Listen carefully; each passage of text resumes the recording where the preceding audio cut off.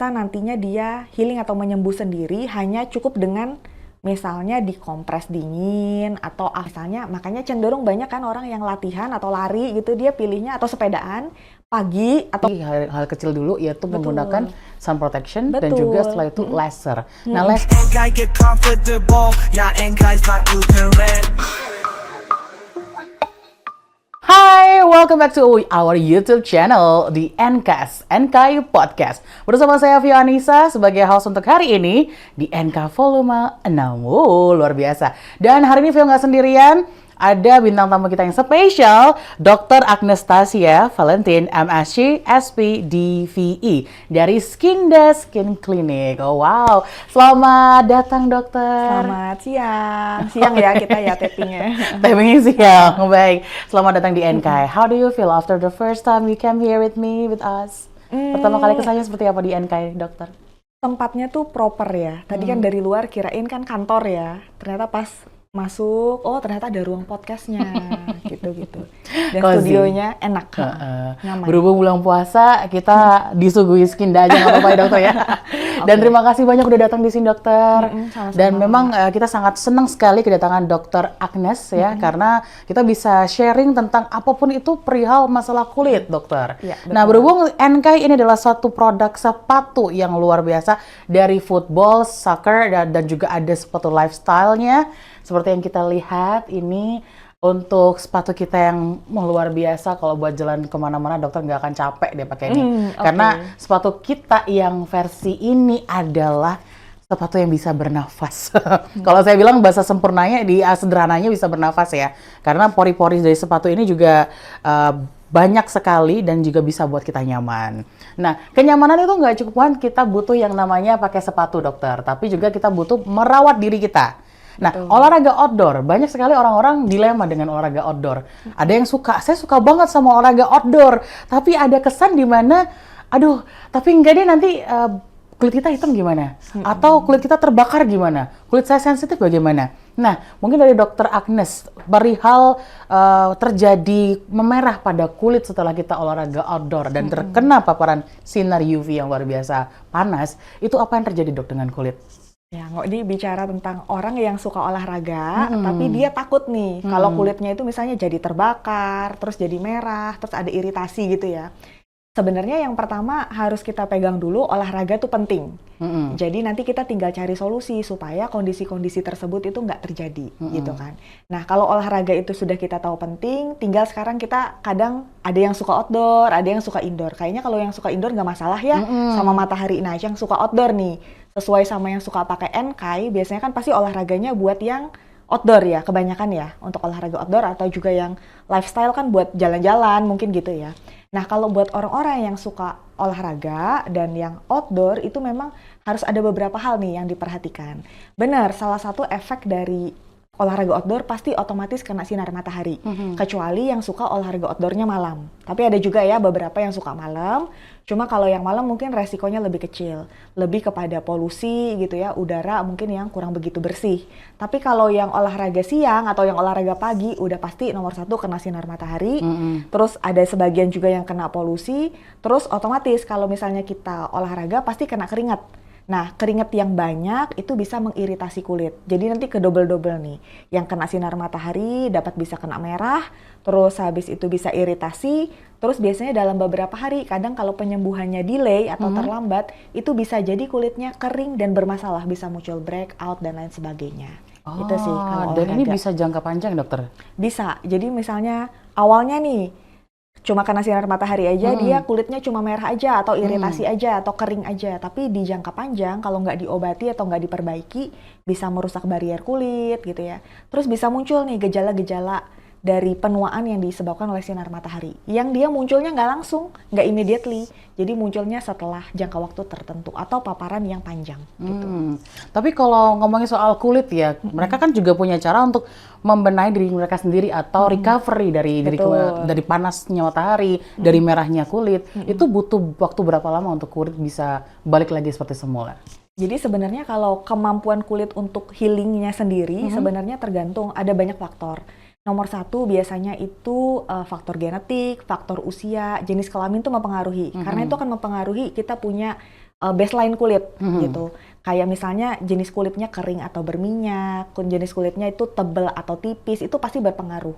Nah, jadi healingnya itu sebenarnya kalau kita cuma kena paparan sinar matahari tidak terlalu intens, dan untuk jenis kulit orang Asia biasanya kita punya self protection gitu ya, yang bisa nantinya dia healing atau menyembuh sendiri hanya cukup dengan misalnya dikompres dingin atau after olahraga pakai yang body lotion yang mengandung shooting gitu ya untuk mengembalikan kelembapan kulit. Biasanya dalam 2-3 hari sudah membaik. Tapi kalau yang dia paparannya intens ya, sinar mataharinya dan kronis dan panjang, nah itu biasanya penyembuhannya cukup lama. Apalagi orang-orang yang begitu dia kena paparan sinar matahari itu dia langsung sunburn, langsung gampang sunburn. Terus yang kulitnya sensitif, terus yang kalau misalnya dia perawatannya mungkin agak kurang, maksudnya mandinya selalu pakai air panas, jadi kulitnya kering nih.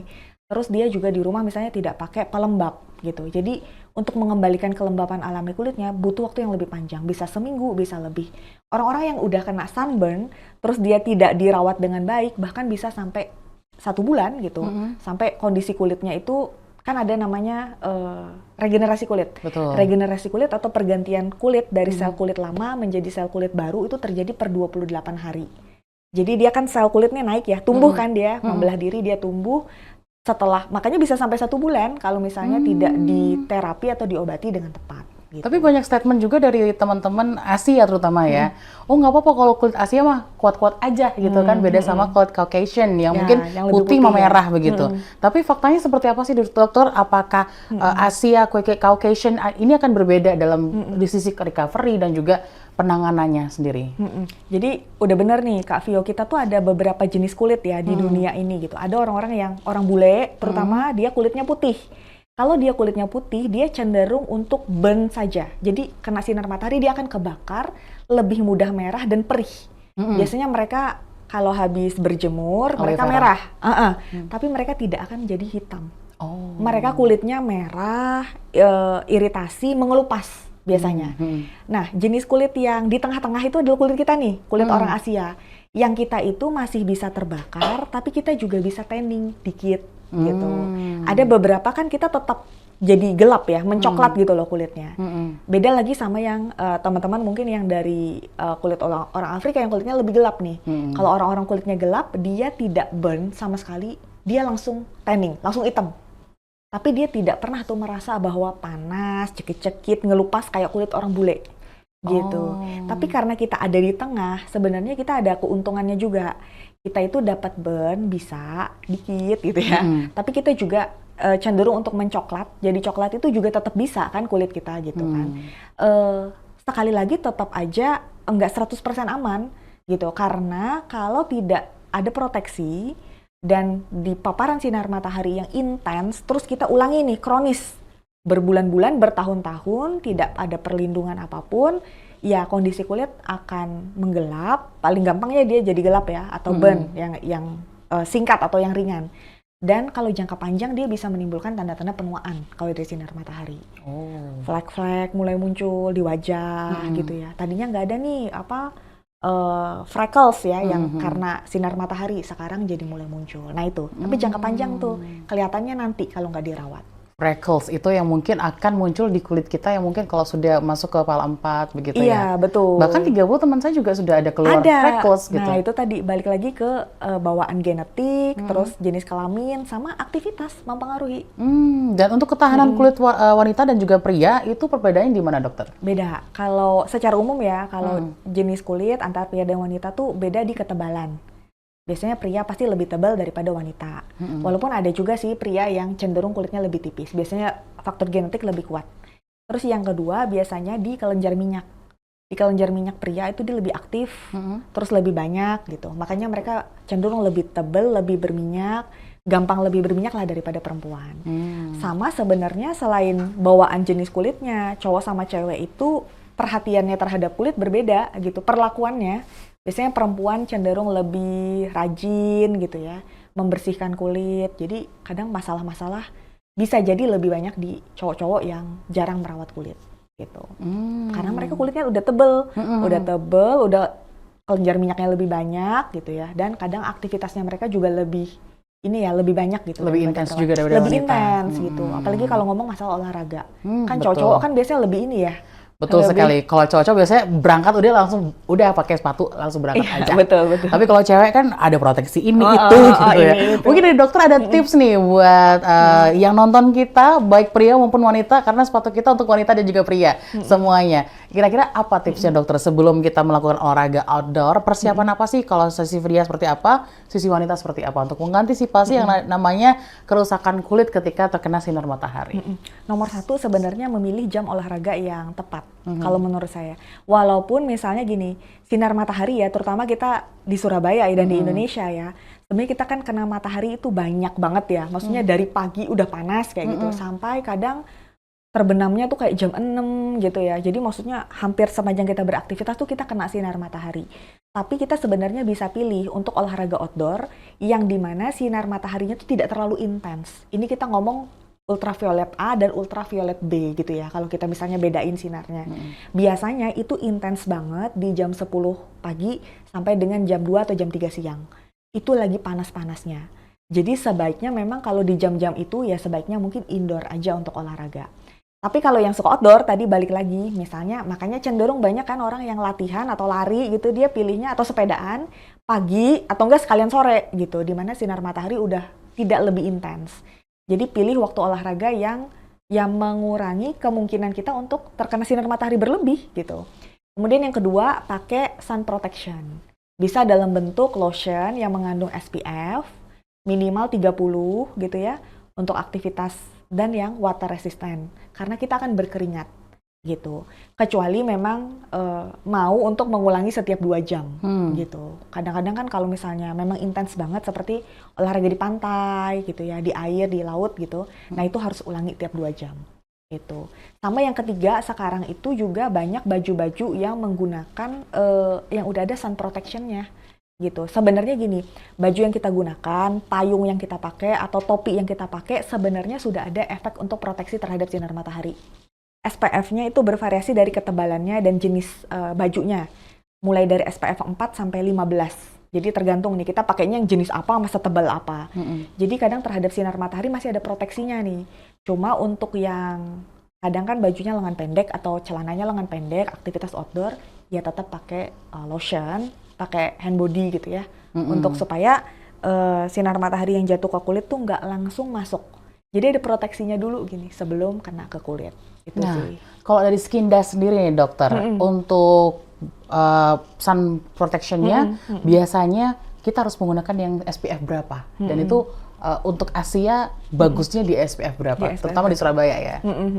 Kalau kita sinar matahari intens, sepanjang tahun kita hampir lebih dari 50% pasti kita kena matahari ya. Pasti sih, kebanyakan. Nah itu kalau di Skinda sendiri, karena kebanyakan memang fokus kita dan perawatan kita itu di area wajah dan leher, gitu ya. Jadi biasanya kita untuk SPF untuk yang di wajah minimal di 30. Jadi SPF 30, kalau bisa ada perlindungan yang untuk UVA juga. Ditandai misalnya dengan tulisan SPF, dengan nomornya kadang 30, 50 gitu ya, ada yang 45 gitu.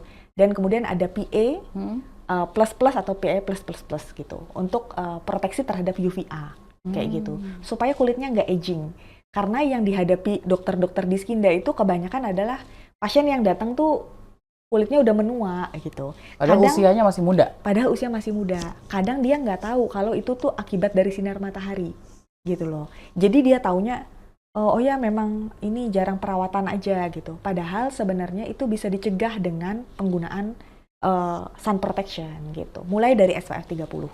Nah, untuk SPF-nya sendiri kan ada bervariasi 30, 50. Nah, kalau dari 30 sama 50 perbedaannya apa? Apakah ketika kita pakai 50 nggak harus 2 jam sekali di-apply lagi atau bagaimana, dokter?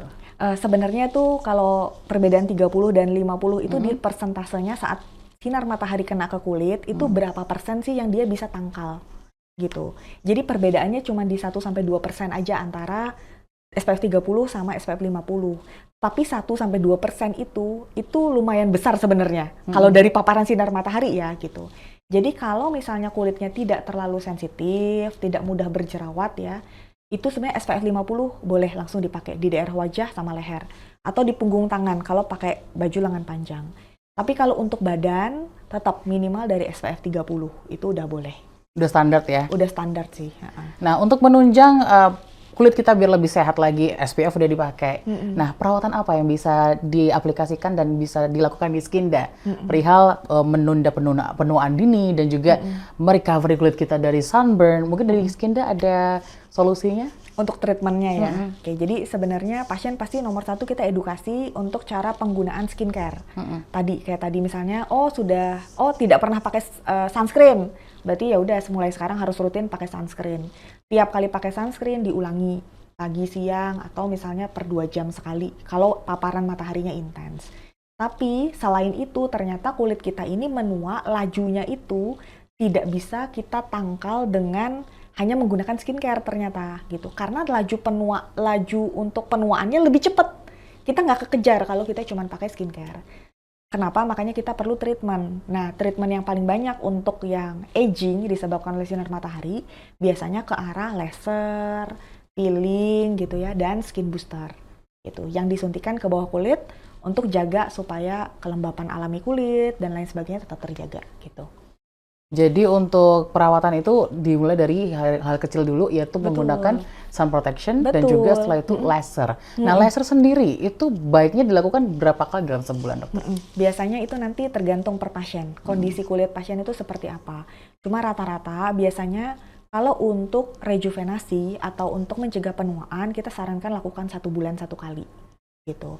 Itu untuk treatment laser aja. Cuma kadang-kadang kan seringkali ada kombinasi, misalnya dengan peeling gitu ya, untuk ngangkat sel kulit mati, terus dengan skin booster, misalnya kondisi kulit tadi ya kering, terus iritasi, gampang merah, ternyata dia perlu nih, ternyata dimasukkan zat-zat tertentu ke dalam bawah kulit yang membantu untuk regenerasi kulit atau mencegah penuaan.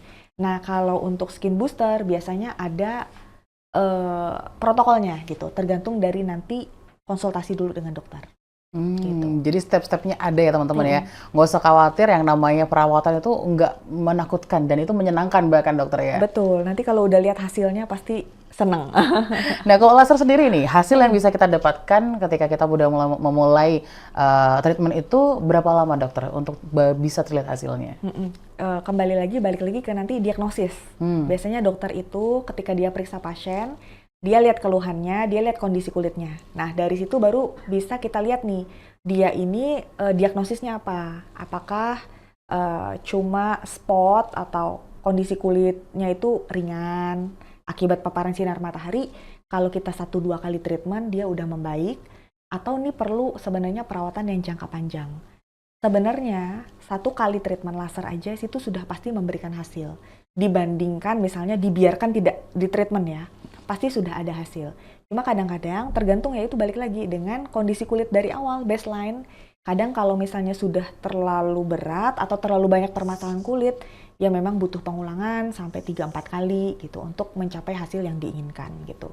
Dan baiknya kita memulai merawat kulit kita dari usia berapa sih dokter? Sebenarnya semakin cepat semakin baik.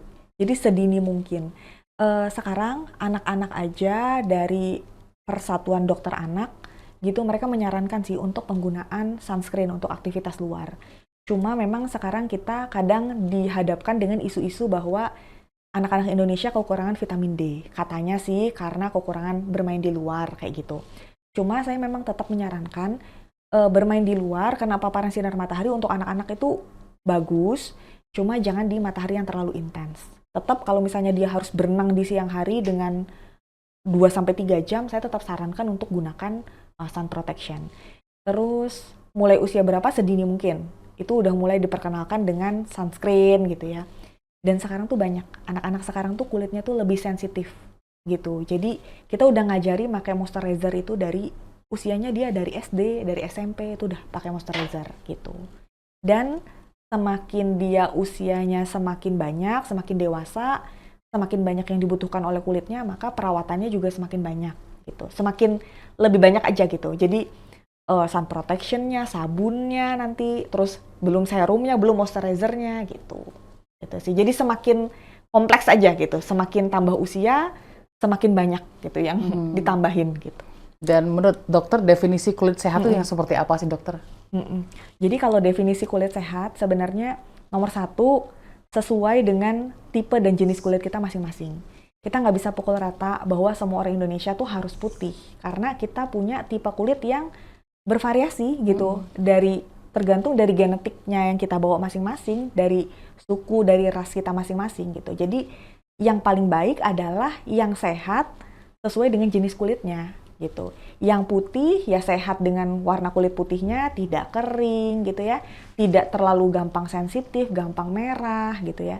Tapi yang kulitnya gelap juga sehat dan glowingnya itu sesuai dengan tone kulitnya gitu. Jadi bersih, tidak ada jerawatnya gitu ya. Terus habis itu kalau dia ada noda-noda sedikit di kulit yang diakibatkan sinar matahari itu bisa di treatment gitu supaya warna kulitnya itu bagus sesuai dengan jenis kulitnya gitu. Itu untuk warna. Belum lagi untuk tekstur, belum lagi untuk kelembapan kulit gitu. Jadi sebenarnya kulit yang sehat itu tuh banyak komponennya, kompleks gitu. Asalkan kita bisa merawat sesuai dengan jenis kulit kita. Yang kulitnya kering, definisi kulit sehat adalah terhidrasi, yang lembab gitu.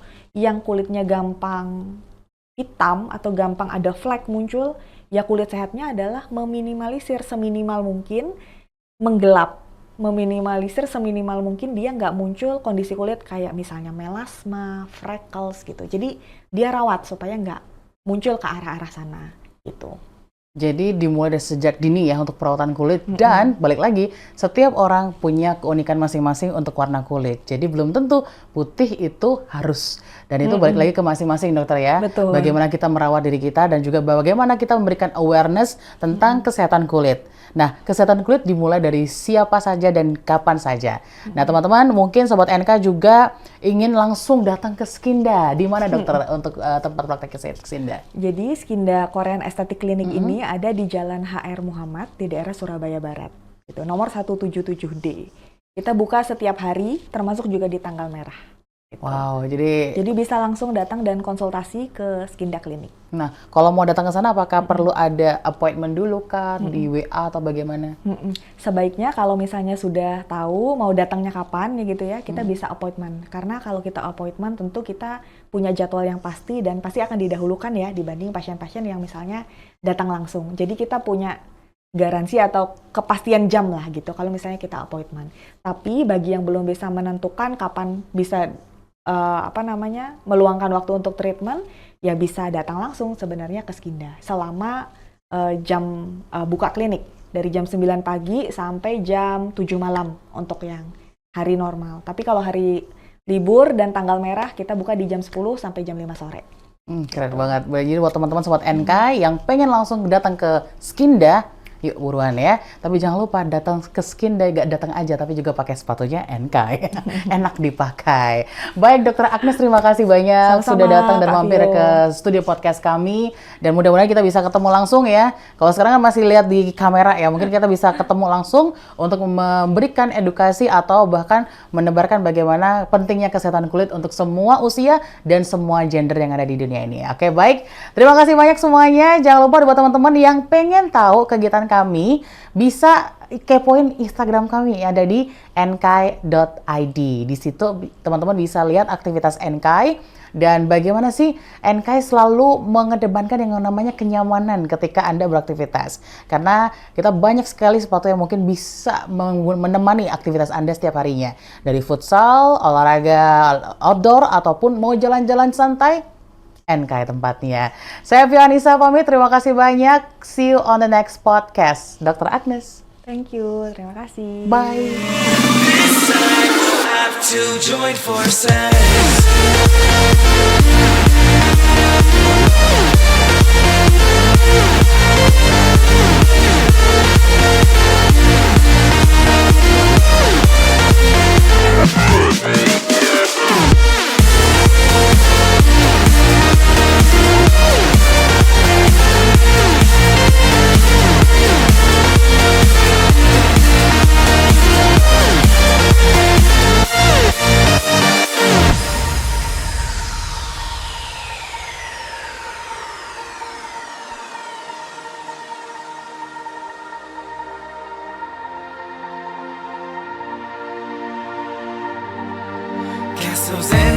is the battle